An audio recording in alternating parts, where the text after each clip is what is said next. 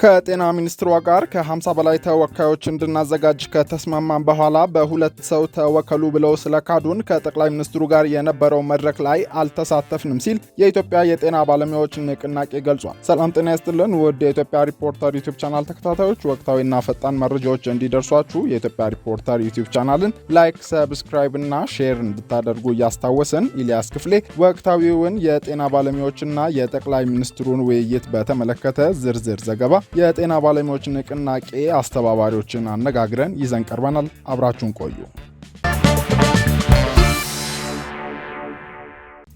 ከጤና ሚኒስትሯ ጋር ከ50 በላይ ተወካዮች እንድናዘጋጅ ከተስማማን በኋላ በሁለት ሰው ተወከሉ ብለው ስለካዱን ከጠቅላይ ሚኒስትሩ ጋር የነበረው መድረክ ላይ አልተሳተፍንም ሲል የኢትዮጵያ የጤና ባለሙያዎች ንቅናቄ ገለጸ። የኢፌዴሪ ጠቅላይ ሚኒስትር ዶክተር አብይ አህመድ በሀገር አቀፍ ደረጃ ከተወከሉ የሕክምና ዘርፍ ባለሙያዎች ጋር ባደረጉት ውይይት ላይ ወቅታዊው የጤና ባለሙያዎች ጥያቄ ላይ ምላሽ ተሰጥቷል። በሀገር አቀፍ ደረጃ የባለሙያዎችን ጥያቄ በማስተባበር እስከ ስራ ማቆም አድማዎችን እያስተባበሩ የሚገኙት የኢትዮጵያ የጤና ባለሙያዎች ንቅናቄ አስተባባሪዎች በመድረኩ ላይ ከ50 እስከ 100 ሰዎችን እንዲያሳትፉ ተነግሯቸው የነበረ ቢሆንም በአንድ ወንድና አንድ ሴት ተወከሉ ሲባል ተቃውመው ከመድረኩ እንደቀሩ ተናግሯል።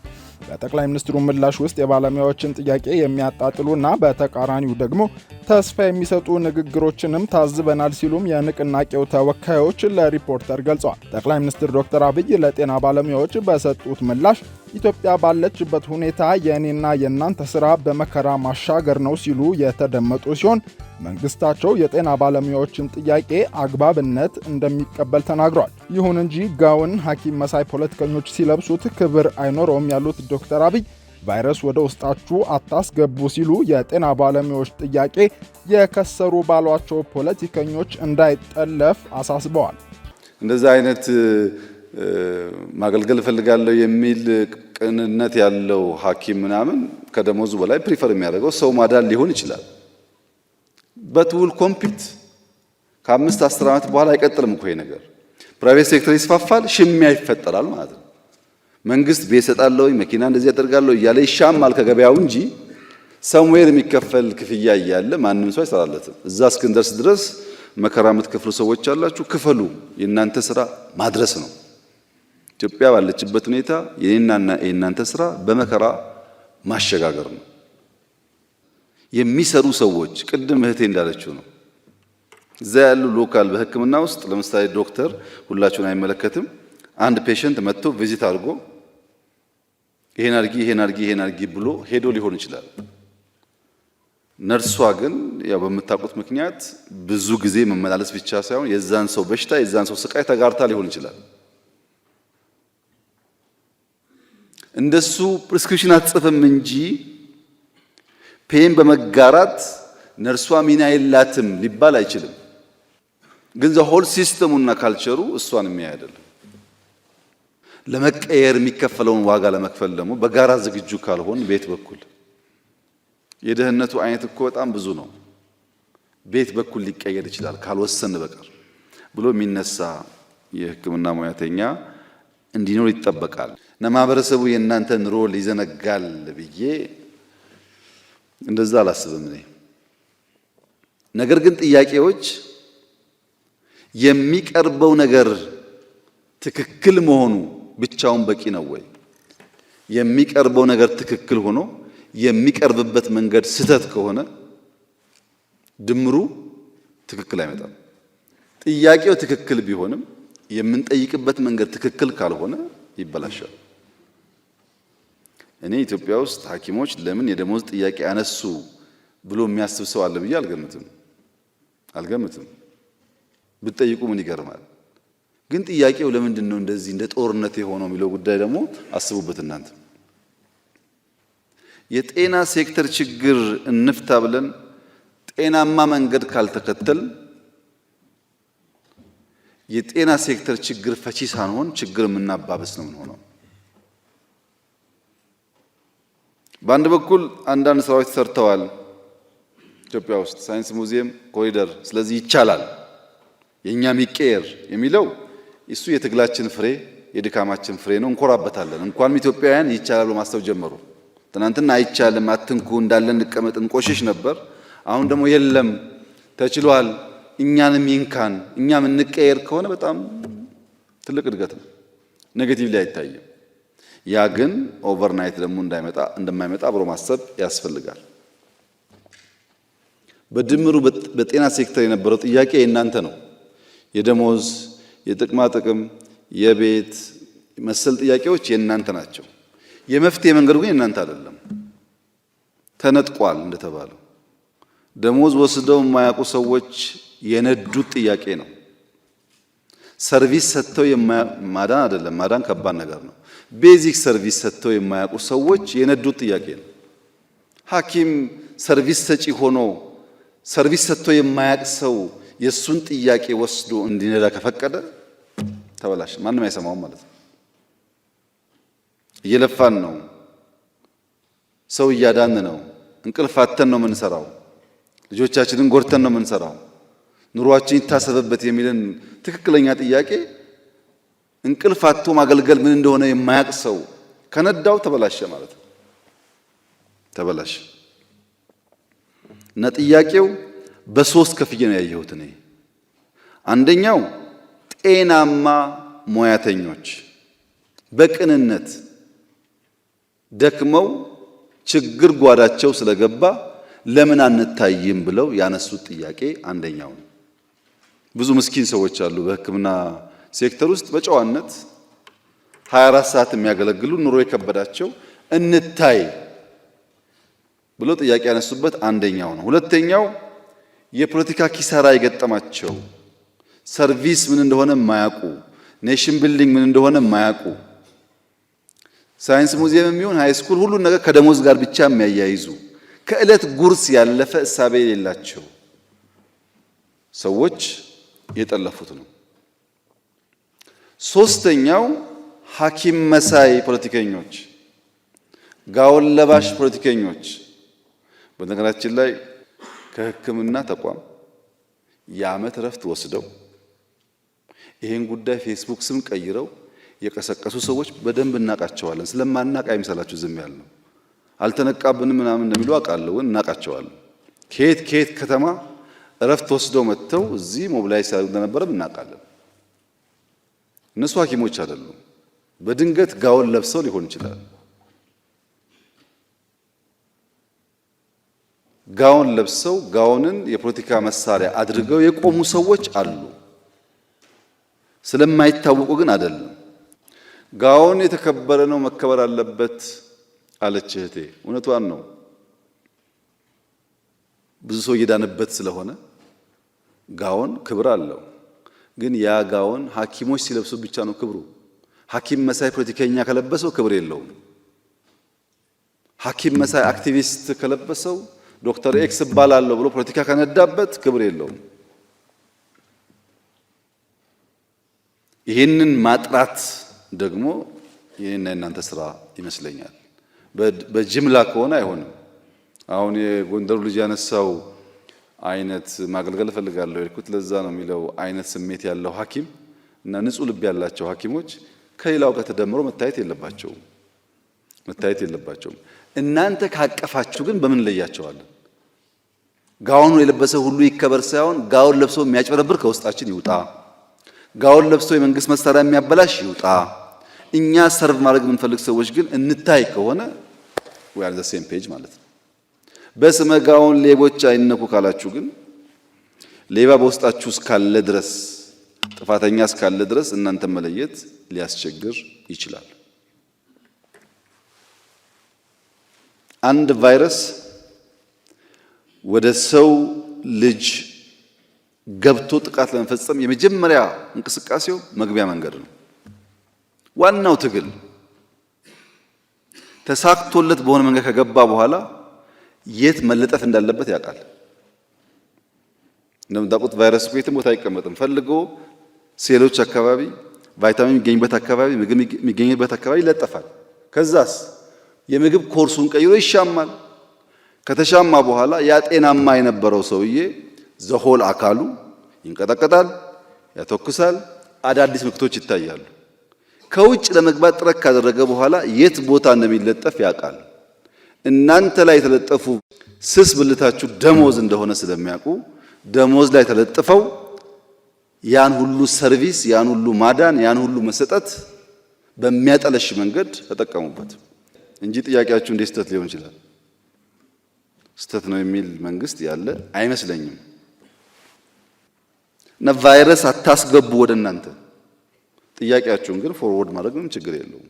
ከውይይት መድረኩ በኋላ አስተያየታቸውን ለሪፖርተር የሰጡት የኢትዮጵያ የጤና ባለሙያዎች ንቅናቄ አስተባባሪ እንደገለጹት ደግሞ ከጤና ሚኒስቴር ጋር ድርድር እየተደረገ ባለበት ወቅት የተፈጠረ መድረክ መሆኑን ለመረዳት ተችሏል። ሚኒስቴሩ ንቅናቄውን ባለሙያዎች ወደ ስራ እንዲመለሱ መግለጫ ስጡልን በሚል እየወተወተው እንደቆየ የገለጹት አስተባባሪዎቹ የተለያዩ ቃሎች ተገብተውላቸው መግለጫ ከሰጡ በኋላ የኢትዮጵያ ጤና ባለሙያዎች ማህበርን ከማገድ ጀምሮ አስተባባሪዎቹ እንደሚሉት ክህደት ተፈጽሞባቸው ይባስ ብለውም ከጠቅላይ ሚኒስትሩ ጋር በነበረው መድረክ ሳይሳተፉ እንደቀሩ ለሪፖርተር ተናግረዋል።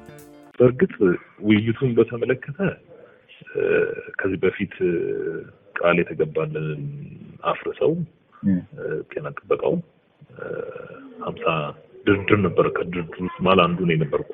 4 ሰው ሆነን ሄደን ተደራድረን ነበር ከሚኒስትሩ ጋር ዶክተር መቅደስ ጋር እና በዛ ውይይታችን ላይ ስብሰባው ላይ እንደምንሳተፍ 50 እስከ 100 ሰው አልዘጋጅታችሁ ጥያቄያችሁን ደግሞ ፓራፍሬዝ አድርጉት በደንብ ተዘጋጅታችሁ አሁን 12 ጥያቄ ነው ያደረጋችሁት 15 አድርጉት በደንብ ናችሁ ከ50 እስከ 100 ሆናችሁ ያለችን እሷ ናት ቃል በቃል ዶክተር መቅደስ። በዛ ውይይት ነው ጨርሰን የወጣነው። ከዛ በኋላ በመሃላችን ኔጎሺዬት ያደርገን የነበሩት ሁለት አካላት ያንዱ የሐኪም ፔጅ ባለቤቱ ዶክተር አብርሃም ነው። አንደኛው ደግሞ የራሷ የመቅደስ ዶክተር መቅደስ አማካሪ ኢቭን የጠቅላይ ሚኒስትሩ አማካሪ ነኝ ይላል እዛ ላይ የእሷ አማካሪ ነው ሲያደራድሩን የነበሩት እና ዶክተር ሳሎ ይባላል። ከሱ ጋር ኢንፎርማሊ በመደዋወልም በስልክም እንደዋወል ነበርና በጣም ሲጎተጉቱ የነበሩ ሪሊዝ አድርጉልን ፕሬስ ሪሊዝ ስጡልን ባለሙያው ወደ ስራ እንዲመለስ ነው የኛ አርጊመንት። ደግሞ ከዛው ከመቅደስ ንግግር በኋላ በዚህ በዶክተር አሳለ በኩል የሚወጡልን ጥያቄዎች ሪሊዝ አድርጉልን ባለሙያው ወደ ጤና ባለሙያ ይመለስ ወደ ስራው ይመለስ፣ እኛ ደግሞ የታሰሩትን ፍቱልን፣ ትንንሽ ጥያቄዎችን መልሱልንና ሎንግ ተርም የሆኑትን በዲስከሽን እንቀጥላለን በማህበሩ በኩልም በሚል ሐሳብ ነበርና በእኛ በኩል ህጋዊ ማህበር ስለሆነ ከዛ በኋላ ይሄ የንግግራችን ከዚህ ሰውዬ ጋር እየቀጠለ መጥቶ ቃል ገባል እናንተ ሪሊዝ አድርጉ ቀዳሚ ዕለት እንደዚሁ ምንድነው ዲስከስ እናደርጋ የፈለጋችሁበት ቦታ አማካሪው የፈለጋችሁበት ቦታ ላይ ዲስከስ ማድረግ እንችላለን። ፕሬስ ሪሊዙን ስጡልን ኢሚዲየትሊ እናንተ ፕሬስ ሪሊዙን ከሰጣችሁ በኋላ የታሰሩት ይፈታሉ። ከዛ በኋላ ከኛ ጋር ውይይቱ ይቀጥላል። ተስማምተን ፕሬስ ሪሊዝ ሰጠን። ሐሙስ ዕለት ማታ እንደዛ ብሎ ዓርብ ዕለት ሰጠን። ቅዳሜ 5 ሰዓት ላይ ቀጠሮ ነበር እሷን ጨምሮ። ከዛን ሰረዙት። ተካድነ የሚለው ውይይት አይታችሁት ከሆነ የኛ ፔጆች ላይ በደንብ ይለቀቅ ነበርና እኛ ኑ ተብለን ጤና ጥበቃ እየሄድን አንድ ተወካያችንን ልከን ራስ ሆቴል አግኝቶት ምንም አይነት ስብሰባ የለም ምንም አይነት ከእናንተ ጋር ውይይት የለንም ብሎን ሐሙስ ማታ የተናገረው እንዳለ ክዶ ስብሰባው እንደሌላ በሰረን ማለት ነው። ከዛ እቺ ከ50 እስከ 100 ከጠቅላይ ሚኒስትሩ ጋር ታወራላችሁ የሚባለው ሰረዘውና አንድ ሴት አንድ ወንድ ሁለት ሰው ብቻ አምጥሎናል።